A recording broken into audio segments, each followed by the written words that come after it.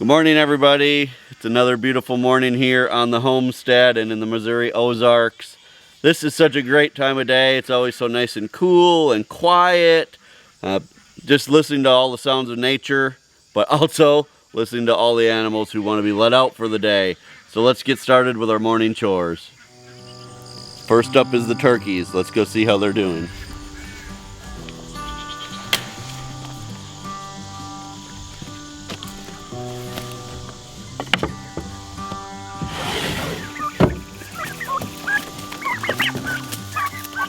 Morning, turkeys.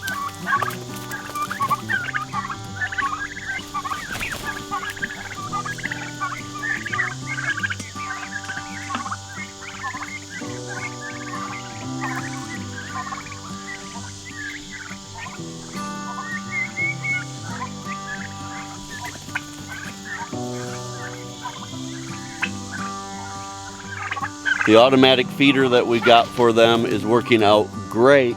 But let's go check and make sure they have enough food left.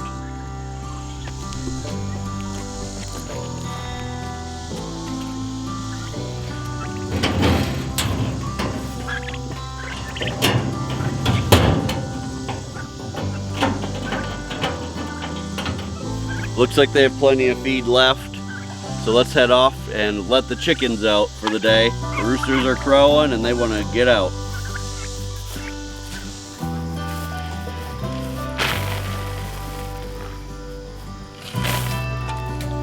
Get the chickens.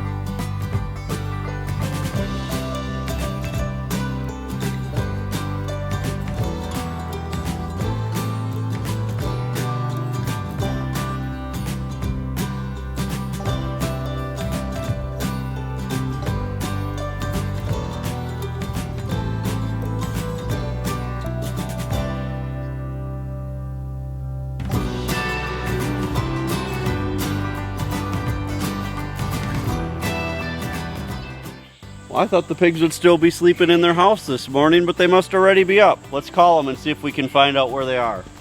Come on, pigs! Oh, there they are. I guess they saw me first because they came running. Good morning, pigs. How are you guys today? Looks like you were rolling around in the mud already this morning. You guys having a good day so far? This is working out so well, having them back in this area. I know I've told this story before about when we lived in Arizona and we just didn't have the land to raise them the way we do now, so we just had them in a regular pen. And if that's all you have, that's fine. But since we have so much extra room here, raising them back in the woods like this where they can really just be pigs and act the way they're supposed to act in the wild, this is just working out so well. They've got this nice big area where they can go all the way back. In fact, let's take a walk back and I'll show you kind of how they spend their days. I think a lot of people forget that pigs really like to forage. They don't really just like to lay around like they kind of have a reputation for. They like to be active. They like to be out eating the weeds and grass and everything that's growing, and this is really how they spend most of their day, is just being out here eating things, rooting around, and really just being pigs.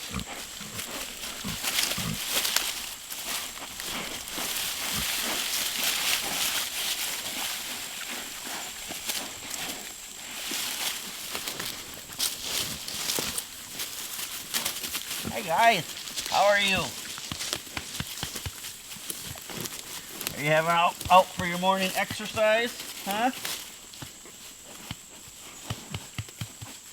Yeah. Well, I think Pee-wee, which is this one here, is almost as big as Penny now. But nobody's catching up to Big Mama. She is still the Big Mama. She's actually their sister, though. They're all sisters. But they are looking good. They're growing so fast. They're right on track for where we need them to be. I'm really happy with this year's pigs. Well, let's head up to the summer garden now that morning chores are done, because there are some exciting things happening in the garden that we want to show you guys. So the first exciting thing that's going on in the garden is our melons.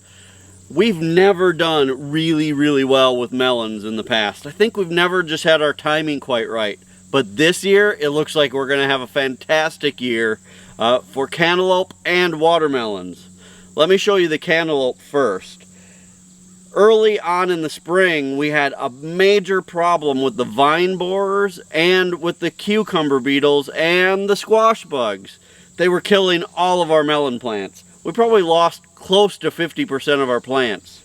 That's one of the reasons, though, that we always plant way more than we need, because even though we lost probably half of them, what did make it are doing so well, and they're going to provide us with just a ton of melons. You can see here are some cantaloupe that are starting to become a pretty good size. And just as I'm standing here looking at this plant, I can count 1, 2, 3, 4, 5, 6, 7, 8, 9. I think there's 9 or 10 just on this one plant. And you can see how many plants we have planted. I would think there's probably at least 30 or 40 cantaloupe out here that look like they're going to make it and do really well. So that's exciting. I know there's one down at the end that I think is ready to pick this morning. So let's go down there and take a look at that. Now, we planted 2 rows of cantaloupe this year. The front row up here is an earlier producing variety, and then the row right here by me is a little bit later producing. So these aren't quite as big yet, but there are a ton of them on there. They're probably about like this so far.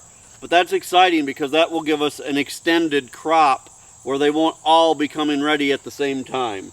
So let's go down to this end and see if that one is ready to pick. So you can see, here's one of the plants that we lost to the vine borers. But luckily this cantaloupe is attached to this nice green plant over here, right at the end of it. And it looks like it's ready to pick. Man, it smells so good. If you like cantaloupe like I do, I mean, there's nothing better than just having one fresh out of the garden. I'll probably cut this up tonight for dessert after dinner. These are going to be so great. But I want to show you guys the watermelon, because this is the best we've ever done with watermelon. So you can see how awesome these watermelon plants are looking. And there are a ton of watermelons on. Now so far a lot of them are still pretty small. Like here's one right here that you can see is still pretty small. But we've got 4 or 5 that are getting to be really good size. This is also a great opportunity for me to talk to you guys about how great it has been using the woven ground cover with the melons. We get a lot of questions about the woven ground cover. And let me tell you, for things like melons, where by this time of year we'd have weeds this tall, that there's no way to get to because the vines are just spreading out everywhere, this stuff is perfect. You can see that all there is growing here are the plants that we want, which means they're not competing with all of the weeds for the nutrients out of the soil, the water, everything else. The plants that we're growing get all of the good stuff. If you want to learn more about this type of woven ground cover, we get this from growersolution.com. Go ahead and check them out. They're a great company. We order a lot of things from them. And if you have any questions, you can give them a call. They're so helpful. But this stuff, this has made gardening fun again for us. This has made life so much easier. Let me go show you some of these watermelons down here. Now the variety of watermelons that we're growing this year is called strawberry. It's an heirloom variety from Baker Creek, and if they do this well every year, this is probably the only variety we'll ever grow. Look at this watermelon right here. And this isn't even the biggest one. The cool thing is, as I'm walking around talking to you guys right now, I'm literally seeing watermelons everywhere. They camouflage in so well that sometimes it's hard to see them. But man, there's a ton of them on here. I'm going to try to pick up that big one for you.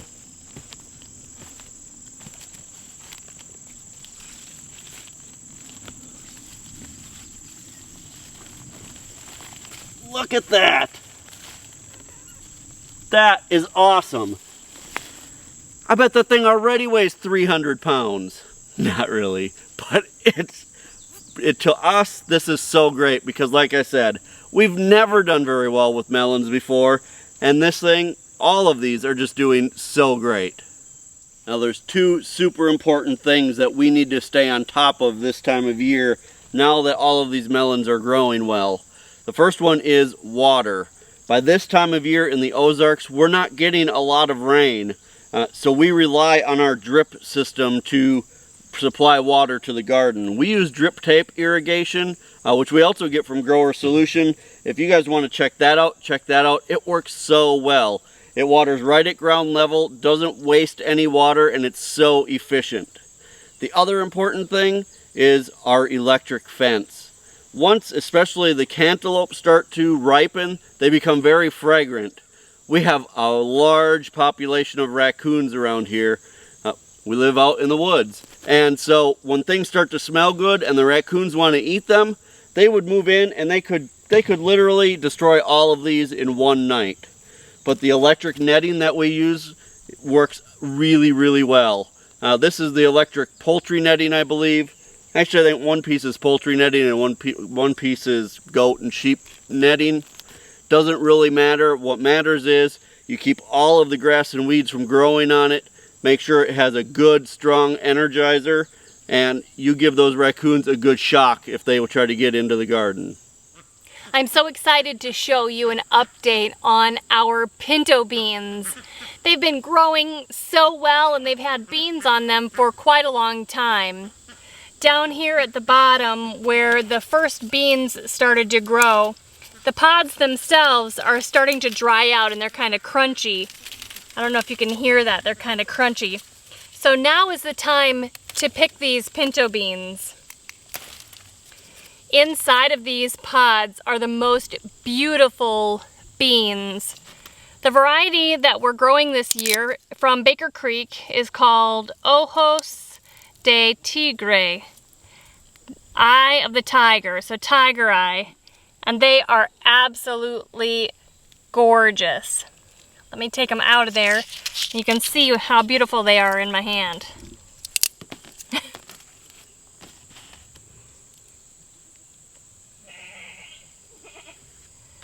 They're just absolutely gorgeous. Now, this is the first time that we have planted these pinto beans. We tried pinto beans a couple years ago and we had pretty good success, but last year we just didn't grow any.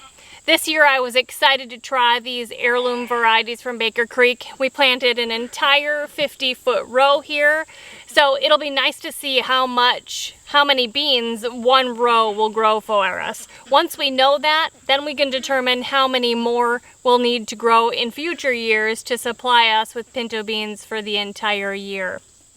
At this point, there are two things that I can do with these pinto beans after we harvest a bunch of them from their dry pods. We can either lay them out and let them completely dry and store them for the next year. Actually, beans like this, dry beans, if they're stored properly, can store up to 25 years and still be eaten safely. The other thing that I could do if I didn't want to dry these is I could just go ahead and cook them like this. Because they're not 100% dry yet, I wouldn't need to go through the whole soaking process. But I could cook them just the way they are and then can them.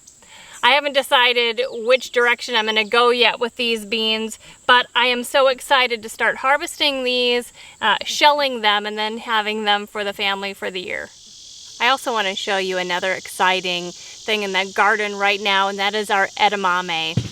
We've never grown edamame before, which edamame is soybeans, and they're non-GMO soybeans. We got them from Baker Creek. We've never tried them before, like I said, and I think right now it's a perfect time to pick them. So I just want to show you what they look like on these plants. They're just little bean pods here. They're kind of fuzzy. Most of them, it looks like, have 2 beans in here. A couple of them have 3. But it looks like the majority of them have the big enough beans inside of them that it's time to pick them. We're not sure what to expect after one, major harvest of the edamame beans. We don't know if they're gonna flower again and we'll get a second crop, or if this is just a one crop type of thing. But we're excited to get these into the house and steam them and try them. And then we'll also be freezing some that can last throughout the winter. We really like them as a snack. The beans grow kind of interestingly. They're all kind of grouped together here. So I'm just gonna start picking them off. The big ones anyway. There are a couple that still have some pretty small beans in them like that. But you can see what they look like here in my hand. So we have about 20 or 25 feet of them here. So we'll see how much we get on this first harvest. Well, a gallon of edamame, that's a pretty good first harvest. I'm pleased with that. So tonight we'll probably steam some of these up and give them a try. But we're not done in the garden. Tomorrow is the farmer's market for us, so we need to pick some of the other things that we have extra of that we can take to the market tomorrow. So we're gonna get busy harvesting, and then we'll show you everything that we picked for the farmer's market tomorrow. Well, it ended up being a pretty decent harvest for this week. We have quite a few different types of peppers. We have banana peppers and some of the jalapeno peppers that we're growing this year, which are the non-spicy jalapenos from Baker Creek. They've been a hit at the farmer's market. We're living in an area where spicy food isn't very popular, right. So to have some not spicy jalapenos for sale, that's been quite a hit. Right. Then we have regular jalapenos, a good variety of different bell peppers. We have lots of okra. I even have more okra in the house actually that can go. We have serranos, jalapenos, and the hot wax here. There are also some things that we harvested out there just for our family that we won't be taking, like we had said, the edamame. And then we also did what's going to be probably one of the final harvests of green beans. Right. Yeah, not a real big harvest, but we're just about there on our goal of how many green beans we need for this year. And now the plants are starting to wind down, so that's okay. There are a few other things that we need to do to prepare for the farmer's market. I need to cut flowers yet and just get everything ready, pack up the truck and those kinds of things. But this is where we're going to end the video right now. We're getting hungry, I need to go make dinner, and then we're just gonna get busy to finish up the evening. So you guys, thanks so much for joining us today to see the chores and the garden, and we're so excited with the way things are going in the garden. If you have not subscribed yet, please consider doing so. We would appreciate it, and share this with people you know who would enjoy what we're doing here. And until next time, thank you so much for stopping by the homestead. Take care, and God bless. God bless.